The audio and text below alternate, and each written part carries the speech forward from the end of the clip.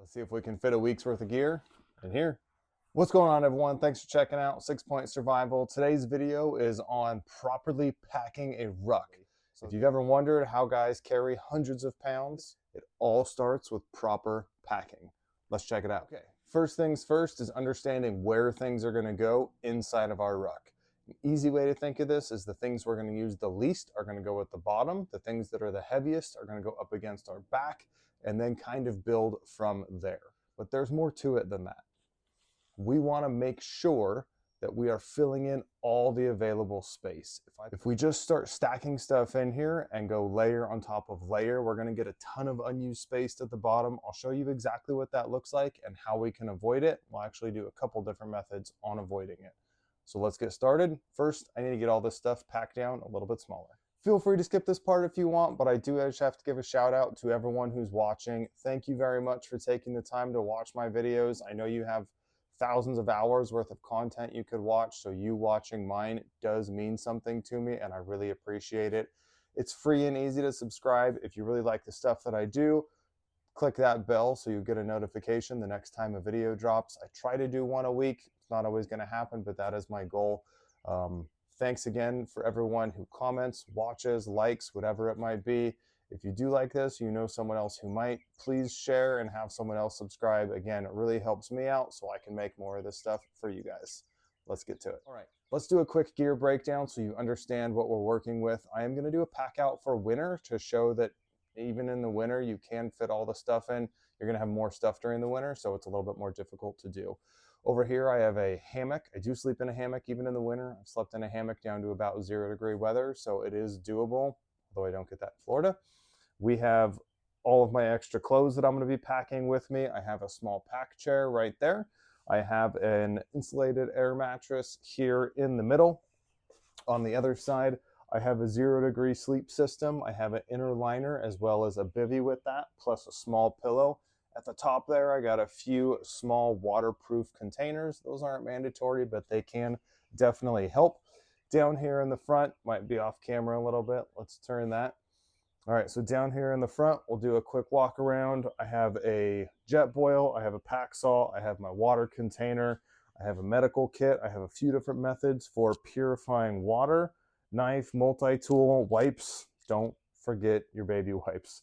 Medical kit, I have a towel, I have an axe, and we might end up throwing a couple more things in here as we're going through this, but the first thing I'm going to do is just get all this stuff compressed into its containers and packed up and wrapped up nice and small.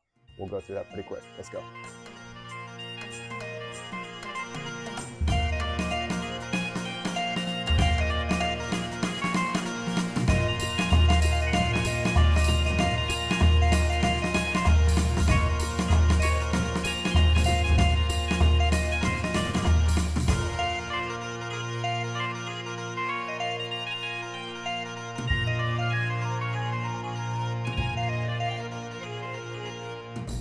Okay, so step one, if I'm going to be really loading this thing out, is I'm going to go through and I'm going to open up all the straps. Your pack likely has some cinching straps on it to make things a little bit tighter, but that's step one. Step two is going to be to get that heavy stuff right up against my back like we talked about. A lot of times that is going to be, for most people, your water. I have a 100-ounce Camelback, and that's what's going to go in first. That way I'm not trying to shove it in once this thing is full back here. So let's get that in. That'll slide right in, just like that. And then there is a hole that I can bring the hose out.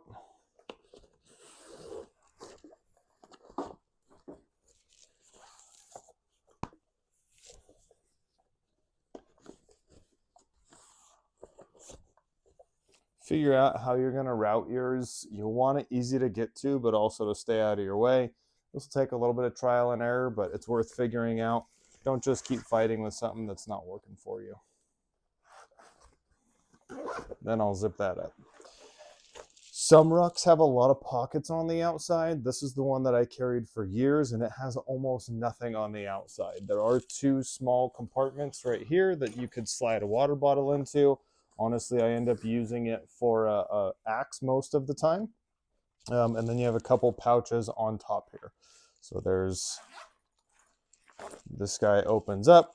Again, you may be dealing with something a little bit different, something that's more on the outside. We'll talk about kind of how you would break that down, but for this video, we're just going to do that. And then I have one pocket right here at the top for easy access to stuff. This does unzip almost all the way to the bottom, so I can really open this thing up if I needed to. There's also an inside mesh pouch, but those are kind of going to function like outside pockets if your ruck has pouches on the outside or zippers on the outside. So what I want to think about for those is stuff that I'm going to want more readily available throughout the day and things that I may get out multiple times.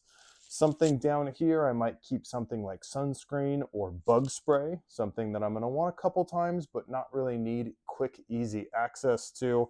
Something up here, I might do spare snacks. Out here on the outside, again, I could go with spare snacks. I could do fire equipment, medical equipment, that kind of stuff. Those are going to be those ideal places for those. But we're going to keep building this from bottom to top. So we have our heavy piece on our back. The next thing that's going to go down on the bottom is going to be our complete sleep system. So that is your sleeping bag, whatever shelter kit you're using, pillows, all of that stuff. That goes down at the bottom. If you're using compression sacks, you have two different choices for how you want to set these up. I personally don't compress mine very much anymore. I used to. I'll tell you why I don't anymore. When you compress these down all the way, one, you're doing micro damage to your materials and you're starting to break up the sleeping bag. So long term, it's not great for your equipment, but that's not actually why I quit doing it. I quit doing it because what it does is it basically creates a hard, about basketball size item, right? This turns into a ball in the bottom of your ruck, and then you have a hard time filling in the gaps around that. So I try to get mine just as wide as my ruck is, and perfect. That's the size I want. So that really fills out the bottom. Now, one of the most common mistakes I see when people pack their system is they get their ruck or their sleeping system in the bottom here, and you have a lot of extra space in these corners that you want to fill up. So that's where I'm going to take the rest of my sleep system and start to shove it down and around this sleeping bag. Before we pack this sleeping bag into our ruck, I want to put it in some kind of waterproof container. That's going to do two things for you. First one is it's going to help keep your stuff dry no matter what. I've seen multiple times where people have had their camelbacks break or it got rained on. I saw someone drop their ruck in a river once. If you fell in a river and had to jettison this thing, it's going to keep your stuff dry. But on the falling in the river point, if you did have to jettison it, these waterproof containers ideally are going to hold air pockets and keep your ruck afloat while it goes downstream so you can go back and recover your equipment later. So even one waterproof container can do that and help you out, but these things are going to be super important for your stuff. So depending on the weather will depend if I put the tarp at the bottom. If I know it's going to be rainy, I may want to leave this tarp out and easily accessible so I can get it to throw it up during the day. So what I'm doing is really pushing this thing down and it's filling out this whole side. I'm going to show you in a second inside the ruck. You can barely see that tarp anymore. And that is what I'm going for. Okay. So that's what it looks like. Let's take a peek inside and see what that looks like. Right here is my sleeping bag, and I was able to get my entire tarp shoved in right behind it. Put my sleeping bag bivvy in here.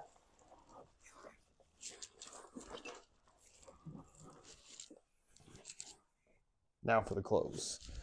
Okay, the next thing I'm going to do is get a change of clothes and put them in here. When I do this, I always have one change of clothes. I'll still change out of them from day to day, but I'm going to put them in a waterproof container.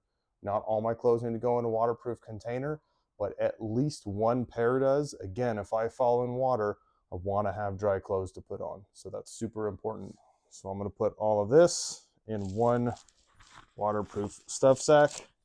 When I close these, I like to push weight down on it. So I'll roll once and then kind of use this like a compression sack, although it's not technically one. I'm just going to try and get the air out. I put my knee on it and then roll twice more. and then clip. All right, next thing I'm gonna grab is some of my line kits and the rest of my sleep system. I still haven't put my mattress in, I still haven't put my lines in, and I haven't put my hammock in, so let's get to that. My line kit's probably something I'm gonna want out during the day, so I'm actually gonna put these up here. It's also gonna stop them from getting tangled up with the rest of my stuff. So those are right there. My chair is something I really want regularly throughout the day. Anytime I take a break, I bust this thing out. So I'm actually going to put this on the outside of the pack. I use the straps that go on the side. I'll show you how that works at the end. Hammock will go in next. Again, something I might want throughout the day if I'm relaxing. I don't want to get the chair or I'm tired of sitting in the chair. I want to take a quick nap. This is what I want. So this will go up top here. We are down to a table full of stuff and this thing is getting full. Let's see if we can get it done. Food is another thing I could consider putting down at the bottom of this.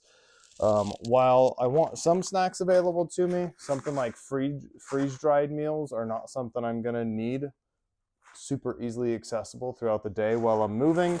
Jetboil would be something I would definitely want throughout the day.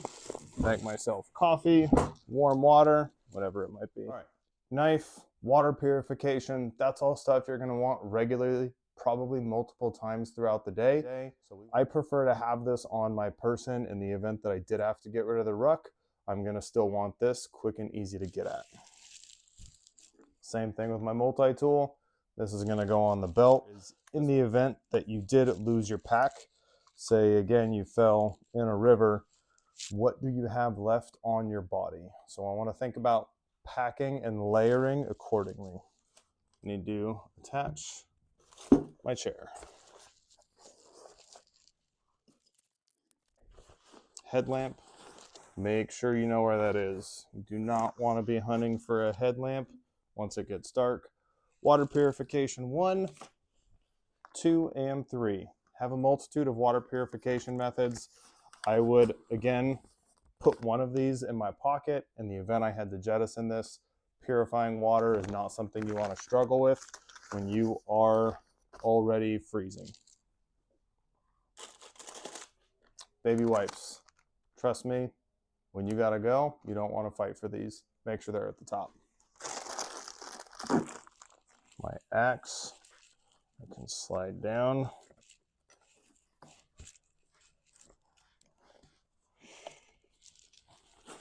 Depending on the size of your pack, or there are other ways where you can have your axe with the head down if you are going to carry an axe.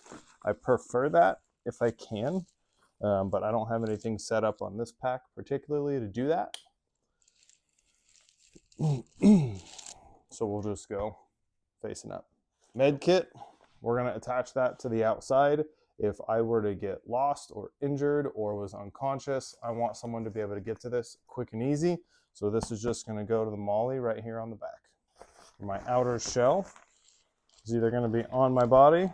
If it's not on my body, again, something I want super quick and easy to get to. So I'm going to put it right out here.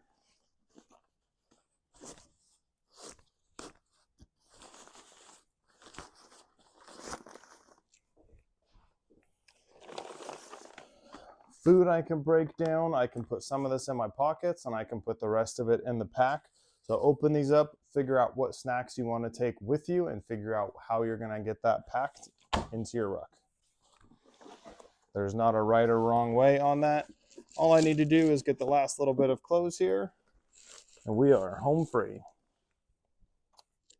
Extra socks. So I will always take one extra pair of socks and I keep them in my waistband. If I'm going to stop real quick, take my boots off and swap them out, I'll take those socks out. They're nice and warm, so you don't have to put cold socks on. And then I'll take the socks I'm currently wearing and put them back down my waistband. I know that sounds weird, but your body heat will dry out your socks. So at the end of the day, if you're not trying to get a big fire going, you don't have to get a fire going to dry out your socks that you wore throughout the day, and you can continually rotate them. So I would have one of these stuffed down the front of my waist.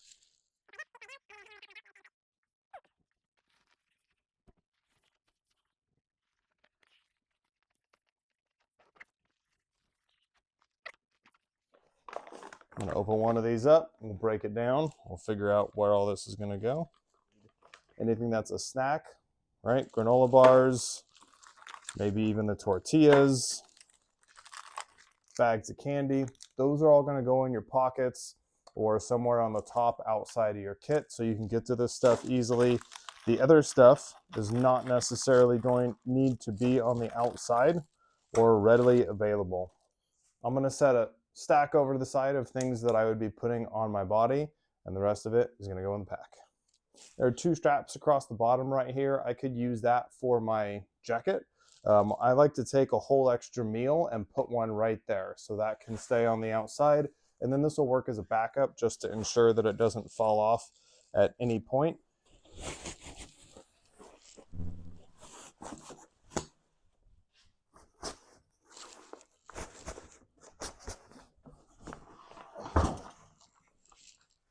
I'm going to take this, tighten down this bungee.